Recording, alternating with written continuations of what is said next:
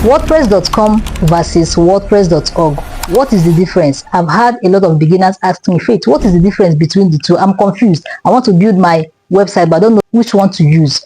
In this video, I'm going to explain to you. You just have to watch this video to the end. By the way, if you're new here, I am Faith. I'm a digital marketer and a web designer. I help business owners build professional websites with WordPress, WooCommerce, and Shopify. And on this channel, I teach complete beginners e-commerce, digital marketing, and web design. If these are things you love, consider subscribing to my channel.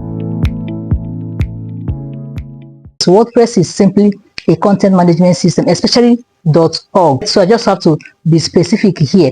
We are talking about WordPress.com and WordPress.org. They sound similar, but they are different. The .org is an open source content management system that you can install on your computer. You can also install it in your hosting account to build your website. It's simply a website builder. You can install and start building your website. It is absolutely free. You don't have to pay to use it. You just go to WordPress.org, download it, install it in your hosting account or even in your computer, and you start using it to build your website for free. All you have to do is just to secure hosting from any of the hosting providers. On this channel, I've made a video on how to use Namecheap and Hostinger to buy domain and hosting. You can consider watching those videos to know how to buy domain and hosting as a complete beginner. So on the other hand, you have WordPress.com. It is a hosting service provided by a co-founder of WordPress.org. So what it does is that if you purchase that particular plan, you'll be able to build a website using their hosting service, and there are limitations there. You can't install anything you want or any plugin you want the way you do on WordPress.org.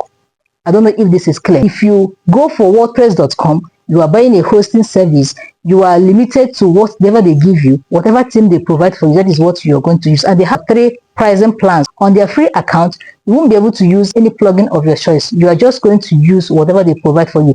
Then on their pro access, where you have the e-commerce plan and the business plan, you'll be able to use certain themes or plugins, but you can't just purchase plugin from anywhere and install it the way you do on WordPress.org. So the difference is clear.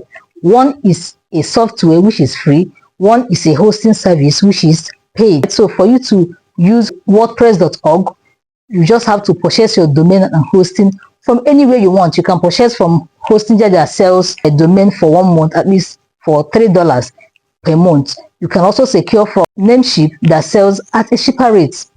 So if I'm here to advise you as a beginner, you should go for .org, purchase domain, and that is the videos I'm going to make furthermore on this channel. I'm going to teach you how to build any kind of website, e-commerce website, booking website, blog website, portfolio website, agency website. That's what I'm going to teach you how to build on this channel using free resources, free plugins, free themes, free software like the website builder itself, which is WordPress.org.